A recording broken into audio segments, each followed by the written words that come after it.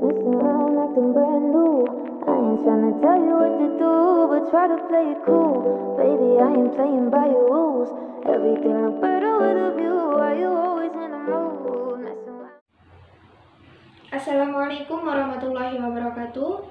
Perkenalkan, nama saya Triwahini Dewi, NIM 932109918.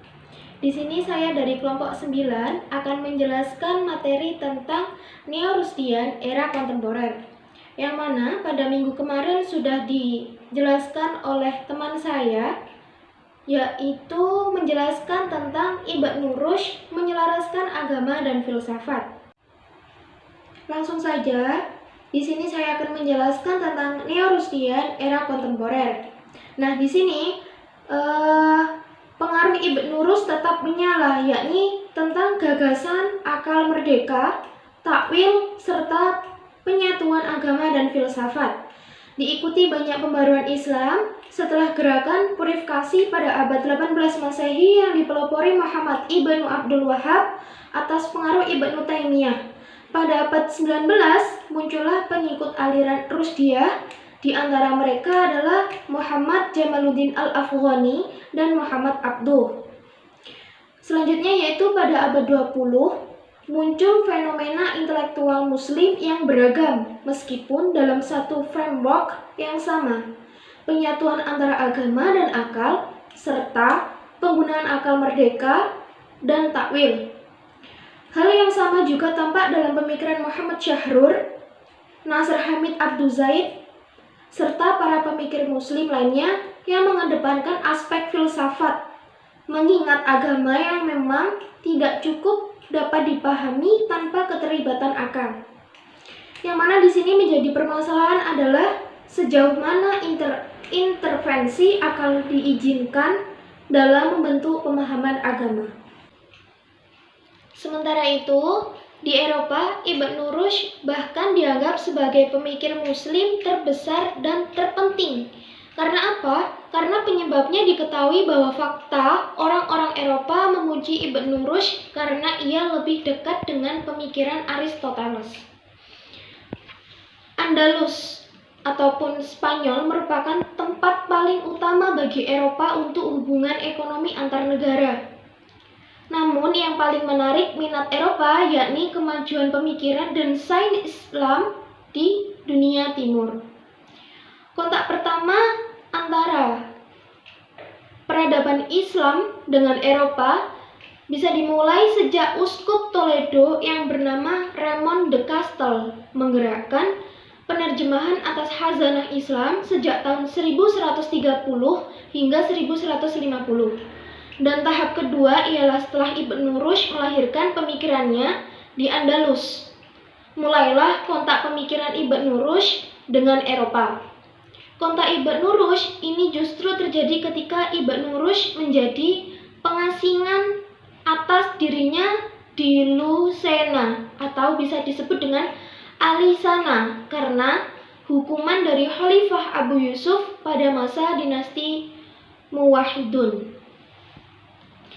Selanjutnya pada tahun 1230, Michael Scott telah menerjemahkan buku-buku Ibnu Rushd, terutama buku filsafat dari bahasa Arab ke bahasa Latin seperti Syarh Kitab Al-Sama wal Alam al-Syarh Kitab An-Nafs yang dihadiahkan kepada Raja Frederick II Imperium Romawi.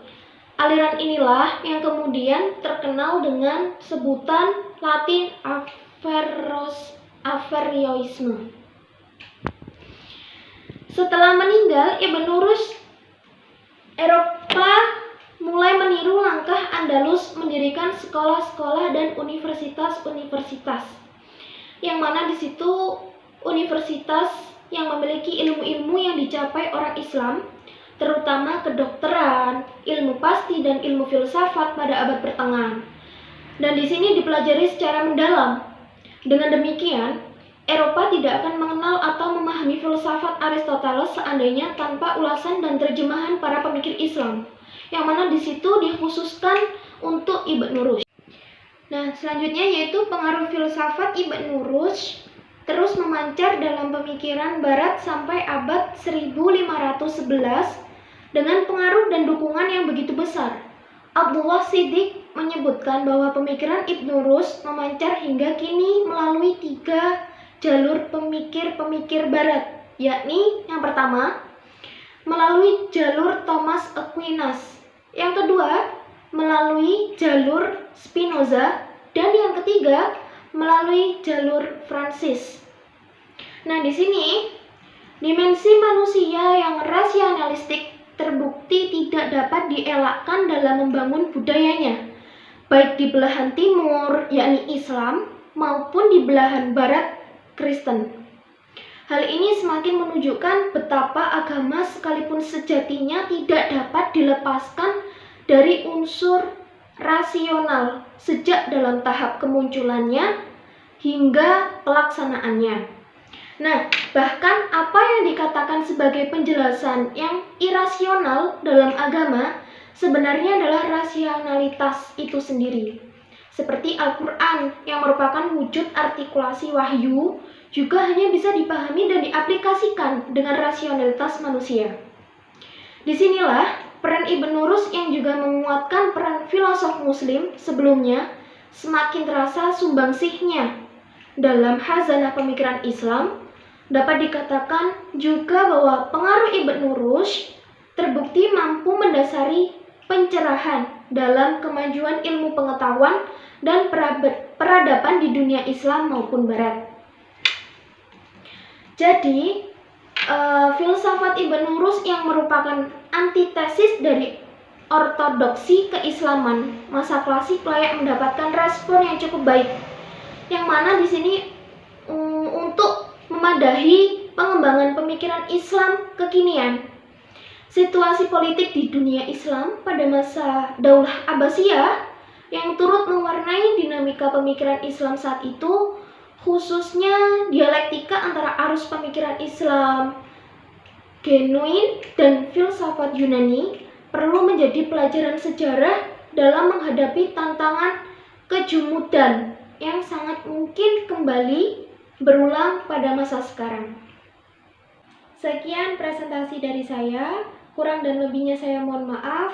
Terima kasih atas perhatiannya. Wallahu muwaffiq ila aqwamit thoriq. Wassalamualaikum warahmatullahi wabarakatuh. Why you always in the mood, messing around acting brand new? I ain't tryna tell you what to do, but try to play it cool, baby. I am playing.